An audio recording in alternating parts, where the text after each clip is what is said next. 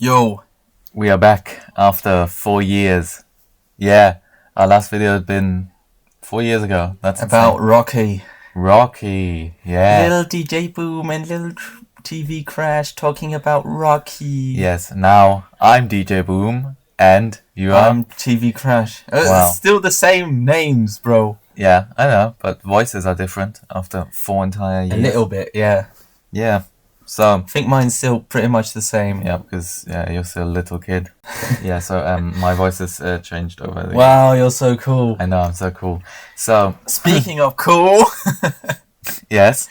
we've got a cool new format. Yes, so we decided we wanted to do videos again, and the reason was that like we have 2,500 DVDs at home. We've decided to watch them all chronologically. Well, that sounds like we did that recently. We started 3 years ago. Yes, we started 3 years ago. With the year, I think, 1895 or something like that. We've worked our way up to 1980, which is where we are now, and we decided to not rate not films, but years. That's the way we're going to do it.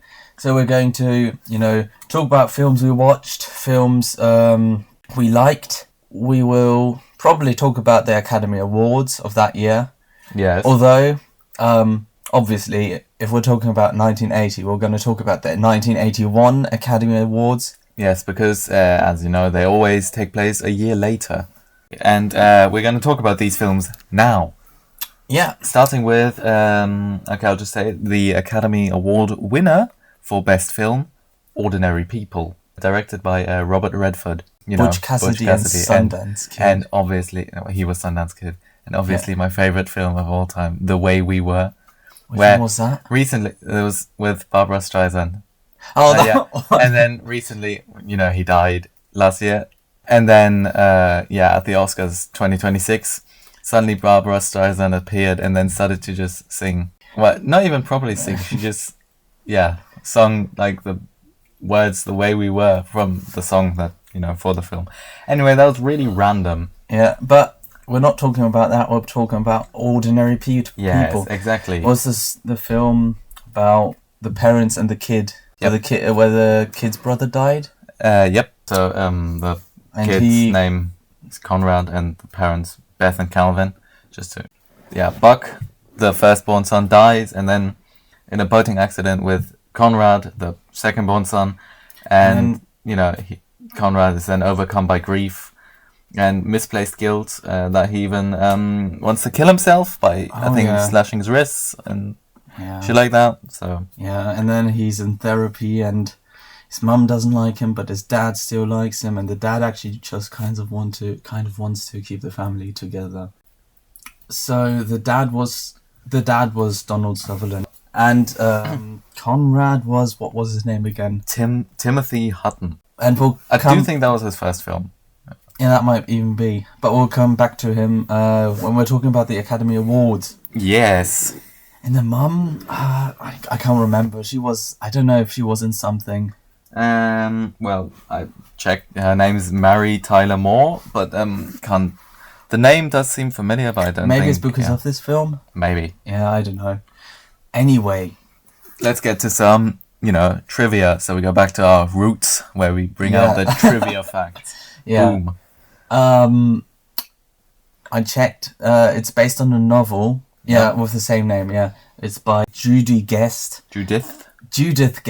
Thanks. And it's on the list of the most banned books in school libraries in the US. It's even more banned than American Psycho. By the way, about that film, the Pope is on the internet a lot. I heard one of his favourite films is Ordinary People.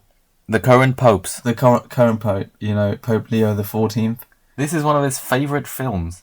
I mean, that's what he says. It was a really good film, definitely. Like, I really enjoyed it. Mm. I mean, it's not particularly, funny topic, film. Yeah, but it was a very good film. It was, really well done. And, I mean, you'd expect it from a dude like Robert Redford.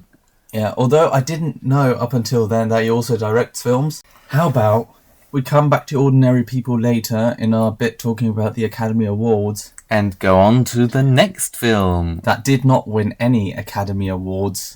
Sadly enough, because... Airplane! Yeah. Exclamation mark. Yes, that is actually the title with an exclamation mark. I kind of remember the plot, but it was really weird. It was just so funny that I mainly remember the jokes. Yeah, well, it was about this dude, Ted Stryker, and he used to be a pilot in the war, and then I think he, failed and let all his team crash and die, and then he survived. And then he's in love with his flight attendant, her name Elaine Dickinson, and I think she was blonde. Okay, why is that important? I don't think that's important. Well, anyway, then, so he's in love with her. I think they were together as well. Then she broke up with him. Then he tries to get back together with her and boards this plane. Oh, yeah. The airplane. What happened that, broke out all the chaos? Well, turns out everyone who ate fish got food poisoning. And then, chaos broke out. Even the pilots got food poisoning. And it's just insanely hilarious. Oh, yeah. So then, flies then saves the day. Ted Stryker. Or does he? Yeah, saves the day. Or does he? Yeah. Yeah, so it was directed and written by Jim Abrams and brothers David and Jerry Zucker. Not sure I know them from anything else. Yeah. Anyway, the cast, Ted Stryker is played by Robert Hayes, I think. And then Elaine Dickinson, the flight attendant. This woman named Julie Haggerty. Never heard the name before. But she did an amazing role, amazing work in this Definitely. film. But the doctor, there was a doctor on the plane. Who has the greatest lines ever. Surely you can't be serious. I am serious. And don't call me Shirley. I heard Christopher Lee was asked to play the role of Dr. Rumak, but he turned it down, and later on he completely regretted it, and he was kind of annoyed that he didn't say yes to it. Imagine him saying, "Don't call me Shirley." Christopher Lee in Airplane would have made the film so much better. I mean, it was great, but exactly, they all played the roles perfectly, but especially Otto. Yes. So on the IMDb page, there is Otto, who is the autopilot inflatable doll, and he is played by Otto. Really? He's just played by himself, but yeah, he has his own IMDb page of just that. Okay. Yes, it is weird. Anyway, we're going to go back to some trivia. Yo, trivia! Back to our roots, as I literally just said. Aeromexico was the only airline to buy the movie for their in-flight entertainment. Wait, Sorry. So if I'm flying to Mexico with Aeromexico, no product placement by the way, I could watch Airplane.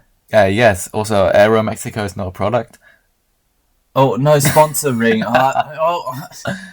You know what I mean. Yes, I know what you mean. Anyway, you can watch, or I don't know if it's still like that, but yes, you could or still can watch Airplane as, on their screens. Which is weird, because isn't like in-flight entertainment, don't they usually have restrictions on films set in planes, films having food poisoning in it? Yeah, it's just generally I think disaster films that happen on airplanes are just not allowed to be shown there.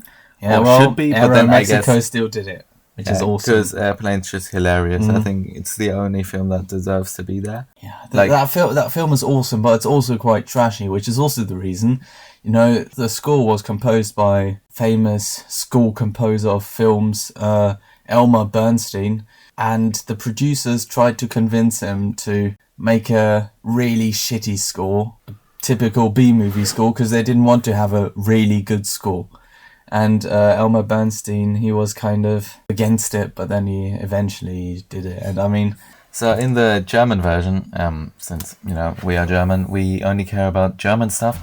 No, I'm just kidding. There's these two black dudes on the airplane who talk jive. Yeah. And then, there's the jive woman, the elderly lady that can understand them and translate it. Yeah, I remember. So in the German version, it was dubbed into a heavy Bavarian dialect. Möchten die Gentlemen jetzt vielleicht ihr Essen bestellen? Okay, ihr habt ja eh bloß ein Graffi. Bringen Sie mir heute ein Pflanzl und nachher einen Jagerschwarz. Und mir? Ja, mir können Sie einen auszuzelten Haring bringen.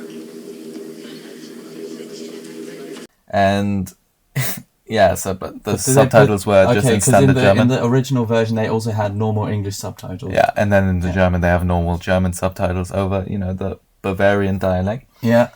And then it's just hilarious because that obviously changed the joke of these two black dudes speaking jive to these two black dudes speaking Bavarian, which was, uncommon in the 1980s.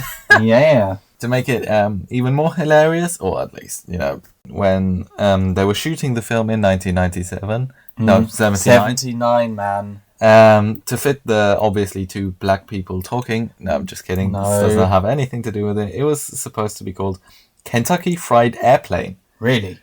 Just to clear the, very, niche reference. It is a reference to Kentucky Fried Chicken. Wow, really? Yeah, no one knows this. By the way, I can now remember what I was going to say. Yeah. The two announcement people in the LA airport. Yeah. The red zone has always been for loading and unloading. There's never stopping in a white zone. Don't tell me which zone is for stopping and which zone is for loading. Listen, Betty, don't start up with your white zone shit again. They actually got the people who do the announcements to discuss with each other. What? Yeah, they actually hired them and were like, guys, we're doing a film. Can you please do it? So, Airplane is an amazing film, even though it's quite trashy, but it is absolutely hilarious. And anyone who hasn't seen Airplane, but might have seen some memes or, knows some of the lines from, I don't know, the internet or something, watch the entire film. It is absolutely hilarious. And watch the second one too. It's also quite good. Yes, although Airplane 2, the sequel, which is the official name. Really? Yes. is weird. Was it like space? Come to think of it, I can barely remember it. Well, we might talk about it in our, I think, 1982 video. Yeah. Another film that was quite good. And probably, fantastic. Yes, most people know this film because it's absolutely amazing. It's a classic. It's a classic, and everyone knows the line, "Here's Johnny." Yeah. Yeah. So now you obviously know which film we're talking about. Obviously, The Shining. Is it called The Shining? No, it's called The Is Shining. that a fun fact? No, the fun fact is that there is a Simpson episode referencing The Shining called The Shining, or at least it was a Treehouse of Horror episode. Oh, yeah? Yeah, it was a Treehouse of Horror episode, and the episode was called, or the part was called The Shining, okay. not The Shining. Yeah. So, brief plot explanation. It's about the fictional author, Jack Torrance, who takes a job as a winter caretaker of a hotel in Colorado that turns out to be haunted in the mountains. And, he's there to kind of cure his writing blockade and to bond with his family as well. So he moves in there with his wife and his child, Danny, who turns out to be a psychic. And as they are snowed in, because it snows a lot there, evil supernatural forces at the hotel begin to manipulate Jack. And it drives him mad, and he's turning into a monster against his family, essentially. Yeah, and then he takes an axe and breaks down a door. Also, fun fact. Oh yeah. That film, that scene had to be, filmed over 3 days because, they never got the perfect shot. Yeah, Stanley Kubrick. Yeah, so they had to use 60 doors. Remember, that is 60 doors that they had to break through with axes to get the perfect How shot. frustrating. Yeah. And as TV Crash has just said, the film was directed by Stanley Kubrick, who basically everyone knows. 2001, yeah. A Space Odyssey. Well, the main people were Jack Nicholson as Jack Torrance, Shelley Duvall. She plays Jack Torrance's wife, Wendy Torrance, and then we've got little Danny Lloyd that plays Danny, the little kid. Yeah, the little kid who goes through the hotel on his tricycle. On a tricycle. By the way, quick fun fact. Also part of the trivia, so I'll just say it now.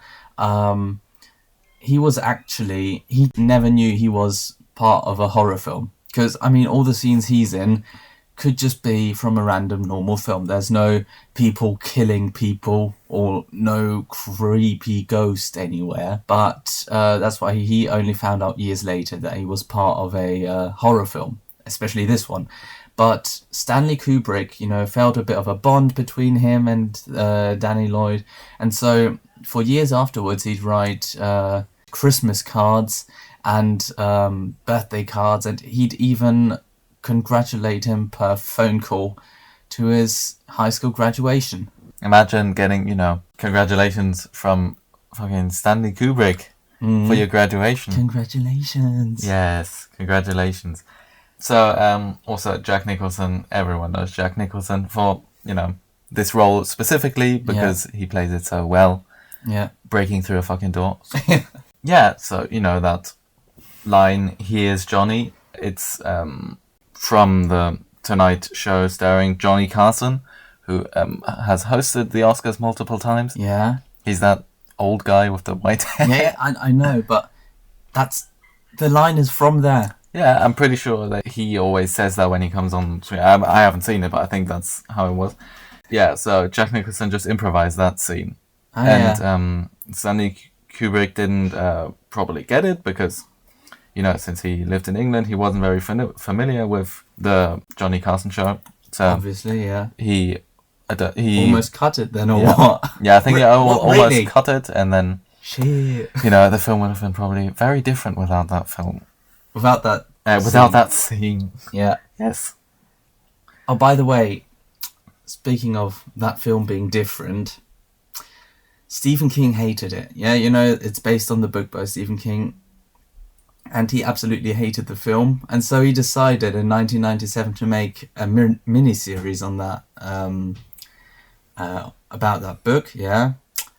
But it was, hated by critics, by audiences. And you know what? That's what I hate. Why doesn't he just stick to a book? So yeah, The Shining, we'll get to that later when we get to the Oscars bit as well. Yeah. Yes. So, another film we watched was The Elephant Man. Also very, I think, well known. Yeah, definitely. I mean, it's the film. It's by David Lynch, and it's the film that definitely made him famous. Yeah, I think that might have been. It's probably his breakthrough because the film before that was Eraserhead. Yeah, no. And Eraserhead, if you've seen it, it was insanely weird. Ah, god damn it! I can, I dozed off during that. I think everybody did. I mean, who knows how many symbolisms were behind that film, but it might have just been insanely the performatives will know. Yes. Or pretend to know. Anyway, but I kind of dozed off, and every time when I was awake, I was like, what is this? Yes, because it's just a really weird film. Yeah. But supposedly David Lynch said that the meaning of the baby was supposed to be him in his hard childhood or something. Well, then I guess it did have a meaning.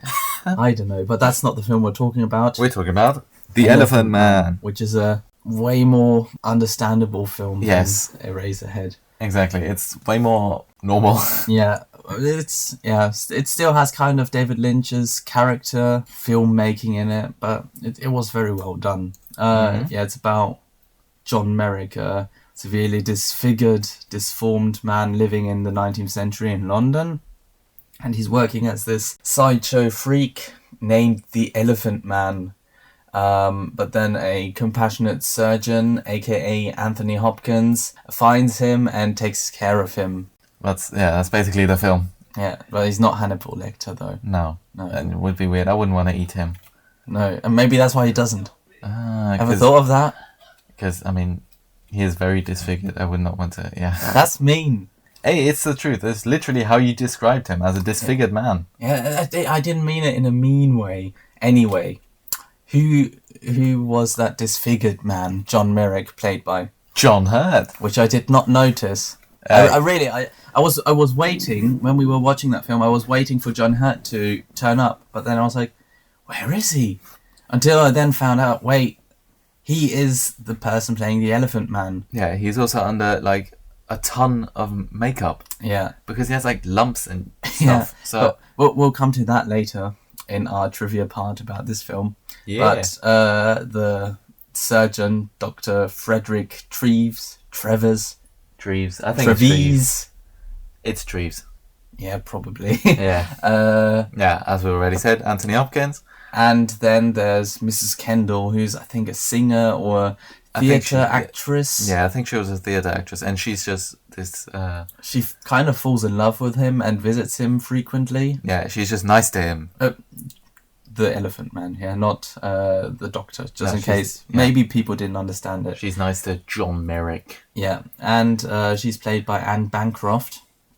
Anyway, trivia. Well, then I'll tell you one fun fact, yeah? Yeah. So he had to put on a lot of prosthetics, to look like real life John Merrick, because it's based on a true story, kind of. But he kept the cast of the head, after the shoot. And he stored it just in a cupboard at his house, And several years later, a neighbour of his phoned him after, John Hurt was, I think, on holiday or somewhere else. And he said, dude, you just got robbed. There was just some person, a burglar there. And then John Hurt was like, was anything stolen? And then the neighbour was like, no, but I have a theory. The Elephant Man head's prosthetic cast is lying on the floor. So probably the burglar entered, opened the cupboard, saw that face on the floor and fled immediately. Yeah, I'd be scared of that thing. Yeah, definitely. Not to be rude, but So yeah, as we already said, it was based off a real dude. Yeah. By the name of John Merrick, and but since he lived in the 19th century, so that's why many events shown in the film didn't actually happen in real life. Oh yeah. And supposedly it was a lot of the scenes where they were just being absolutely cruel to him and just being dicks. So. Oh, so they didn't really happen in real life. Yeah, but speaking of people being mean, Friday the 13th. Yeah, I guess they're being mean if they're murdering people. Yes, it is the greatest transition ever from one film to another, because Friday the 13th. That's the next one. People being mean to people. Yeah. That was the one with Kevin Bacon, yeah? Yep, it's about, there's these dudes who are like camp counselors, and they attempt to reopen a summer camp that was closed because of its dark history of accidents and murders.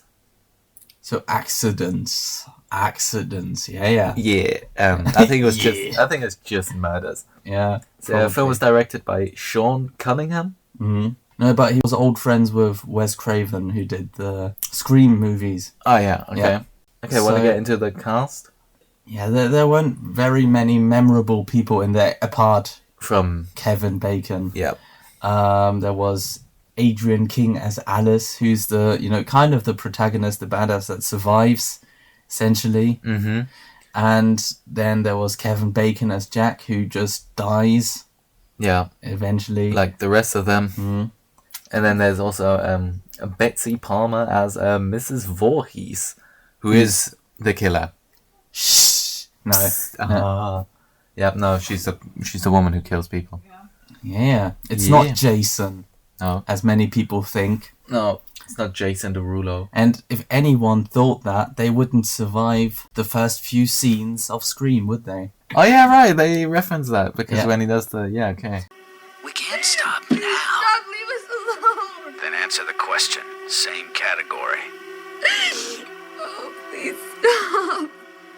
Name the killer in Friday the 13th. Jason! Jason! I'm sorry. That's the wrong answer. No, it's not. It was Jason. Afraid not. No way. Listen, it was Jason. I saw that movie 20 goddamn times. Then you should know Jason's mother, Mrs. Voorhees, was the original killer. Jason didn't show up until the sequel. I'm afraid that was a wrong answer. But, by the way, one of the reasons why the actors aren't that memorable here is because Sean Cunningham didn't really want to have good actors. Yeah, he didn't need good actors. He just wanted people that looked good on screen and worked cheap. For example, Betsy Palmer, who played Mrs. Voorhees, she just wanted to pay for her car for $10,000. So for the 10 days she was there filming, she just got $1,000 a day, and that was it. That's insane. It was just, low budget essentially, which was cool. But by the way, Betsy Palmer thought the film would be an absolute piece of shit. She actually threw the script in the bin when she read it. Yeah, but then she was like, "Yeah, that film was actually quite good." I mean, it's all right. It's not the greatest film. It's iconic. It's really iconic. Yeah, exactly. Definitely. Yeah. So we actually did watch it on Friday the 13th. Oh yeah, we did. I forgot. Yeah. Yeah, which is funny because the title Friday the 13th, and we watched it on Friday the 13th. Yeah. It's not like any of you got that already. I'm sure everybody that watched it for the first time watched it on Friday the 13th. Okay, not everybody. People that watched it when it came out. But you know what? I think it was definitely premiered on Friday the 13th. If it wasn't, that's a missed opportunity. Well, who knows? It's a piece of trivia that we didn't find. So no. Who knows if that was true? But I did find one thing with this film. The budget and the money it made on the opening weekend, because I remember we did that too. We did that in the old videos too. All the time we said did. But no, it only had a $550,000 budget for that film, and they made $5.5 million in the opening weekend. But another funny thing about that film was, the rock star Lou Reed.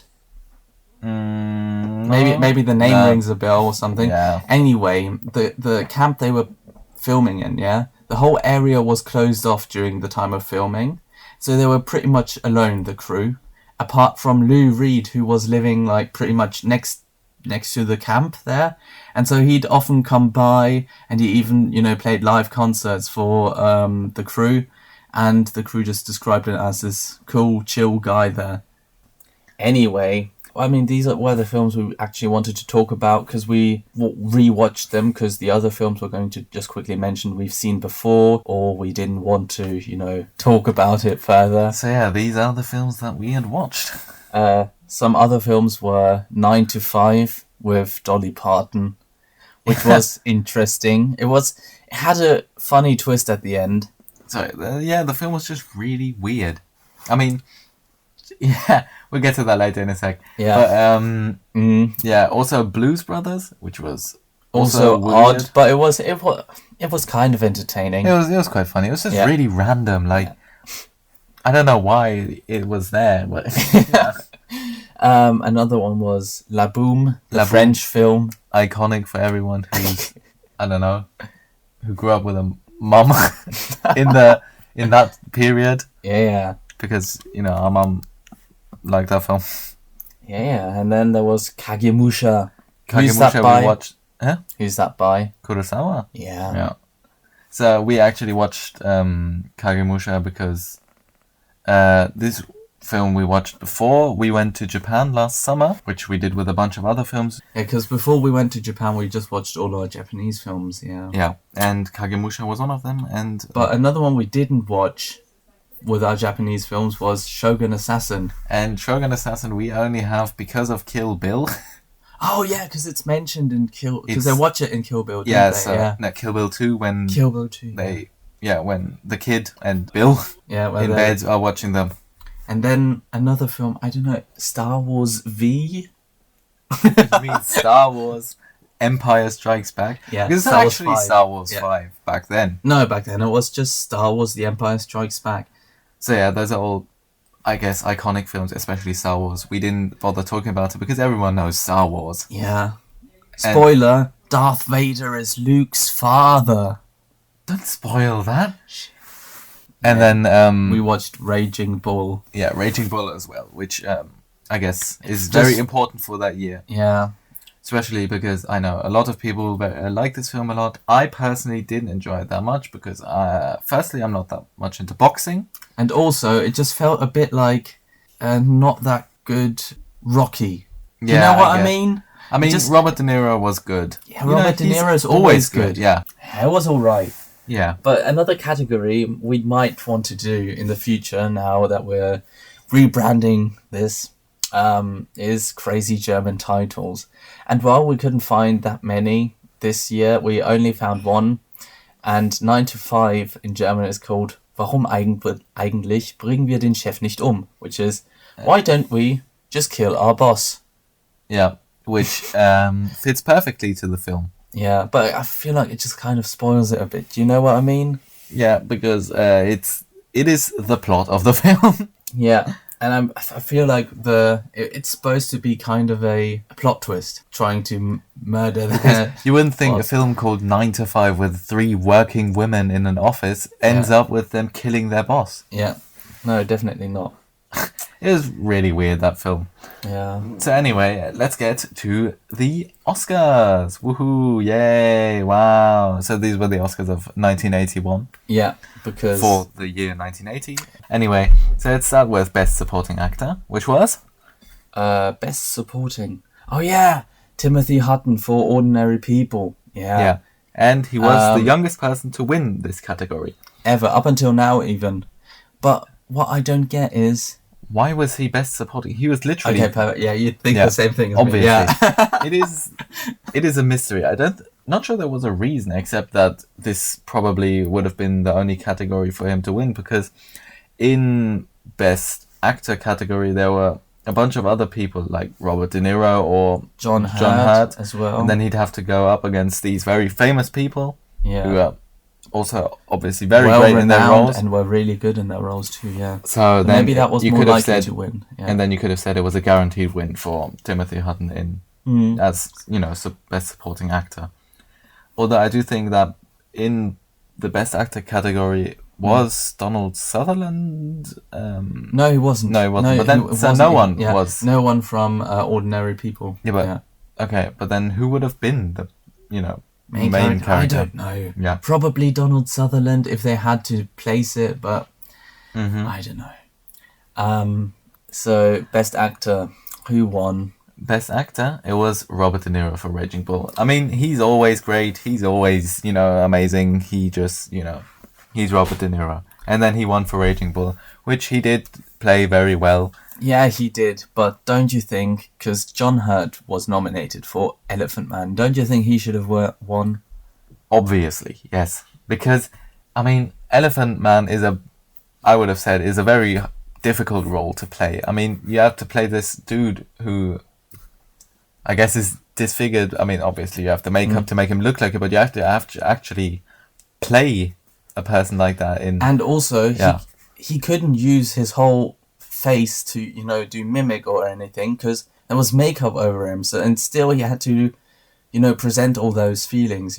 Yeah, and which is really hard to do, probably. Yeah, very well. And I mean, it's great he was nominated. I do think he should have won. But Me too. I agree.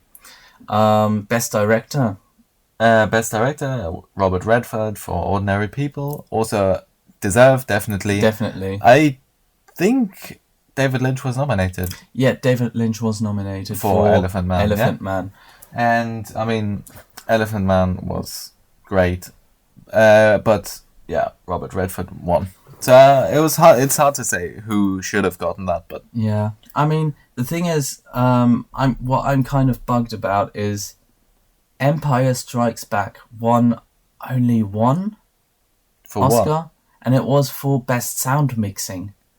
Oh, okay. Yeah, and they won a Special Achievement Award as well for special effects, probably, or something. Yeah, but also because it was amazing. But the thing I'm mostly gutted about is that they didn't win Best Original Score. John Williams did such an iconic job with that. The Imperial March from Star Wars is very well known, if not one of the most well-known film music tunes that exists. Instead, Michael Gore won with Fame, which is some random teen musical drama film. Mm-hmm. Fame. Ooh. Yeah, I don't know. Yeah, I don't even remember that one. We never watched it. I've never heard of that. Yeah, no, of course, no. I just don't remember it winning. Yeah. So then, yeah, so Empire Strikes Back won Best Sound Mixing and Special Achievement Award. But then, Best Picture, we just said at the very beginning, Ordinary People. Yeah. Deservedly, I think it was an amazing film, Definitely, very well done. Yeah. And no, maybe I'm a bit biased because Empire Strikes Back is, one of my favourite films of all time. But, from a rational point of view, I do think it's a deserved win. But funnily enough, Elephant Man was also nominated for Best Picture, but it was the only Best Picture Oscar nominee that year that did not win any other Academy Award. Every other one did. Okay, that's weird. Well, do you know what didn't win anything, didn't get nominated for anything? What? Or, I don't even think it was mentioned. Which one? The Shining. I thought you were going to say Airplane. I mean, Airplane, but yeah. No, The Shining. And it is an amazing film, The Shining. And it didn't even get nominated for a single one. Not even Jack Nicholson got nominated for Best Actor. And he was a really good actor in that film. I mean, he was, it's probably his most iconic role. So, what the hell? So, yeah, that definitely really annoyed me. And it was a perfectly missed opportunity to get the host, who was hosting the Oscars, Johnny Carson, to say, "Here's Johnny." Ah, yeah, he was hosting that year, wasn't he? Oh, yeah, God, he hosted most of the years. Yeah, true, but I mean, he didn't host more than Bob Hope. No, Bob Hope is still the best Oscar presenter. Yeah. So, missed opportunity, definitely. Another missed opportunity was the Best Makeup Award. That didn't exist back then, and many people were like, when the Oscar nominees were given, many people were like, okay, why don't you implement a Best Makeup Award, because Elephant Man would and should win that one, because they did such a good job with that. And in fact, that was the reason why, from the year afterwards, 1982, in the Oscars 1982, they actually had the Best Makeup Award. Oh, really? Well, I mean, there were a bunch of films later on that definitely do deserve that makeup award, but if Elephant Man started that, then great, because it's obviously really shit that it didn't win, and that it didn't win a single one. Yeah, which is really weird. Yeah, but that was 1980, I guess. Yeah, our films. So I was thinking maybe we could, we always did a rating of the films we did. Yeah. Should we rate the year or something? Yeah, okay. Why don't we rate the year? Now, what do we give it? Airplanes? Let's do Airplanes. Okay, let's just do Airplanes. Let's do Airplanes. Okay, we're giving it Airplanes. So, I feel like 1980 was a classic 4 of 5. Are you sure? Because, I mean, we only talked about 4 films, yeah? Yeah. And then there were other films in that year as well, like Raging Bull, 9 to 5, Blues Brother, like the ones we mentioned. Yeah. In general, the films we watched, I don't think 1980 itself deserves a full 4. Then what would you give it then? I'd give it, let's give it 3.5, okay? God damn. Because look, here's the thing. Yeah. The only 2 films that were actually, I guess, the only films that were actually amazing coming out of that year were, that really stuck in my head were The Shining and, I guess, Airplane. God, yeah, I agree. And obviously Empire Strikes Back as well. Ordinary People was great, but it wasn't that memorable in my head. Okay, I get it. I mean, okay, you know what? I can go with 3.5. I feel like 3.5 is valid. Okay, let's do an Airplane. Yeah, I was thinking if you'd like to have an airplane with an elephant head at the front. And maybe, okay, you know what? We're doing an airplane with an elephant head at the front. Thank you. Yeah. Well, have fun drawing that then. Yeah, we'll see how we'll do it. Yeah, I'm not drawing that. You are, or not even. We'll let the others do that. So, since we're not reviewing a single film anymore, the video's obviously gotten way longer. We obviously had a lot of fun doing this, as you can tell. We're going to do this for the rest of the years. maybe once a month, probably. Maybe I don't know. I mean, depending on how much other work we've got. Exactly, and we do have to, since we're actually, we're watching our films and we're actually at 1987 already. Yeah. Already, that means if we do it once a week, we'd catch up way too fast, and then we'd have to wait. Yeah, I agree. So then. 1987 is where we're at currently. So Anyway, I hope you'll have a nice day. Leave a like and watch our old videos as well. Yes, definitely do. Yeah, to see the improvement. like and subscribe. Watch our other videos and See you next time. Bye.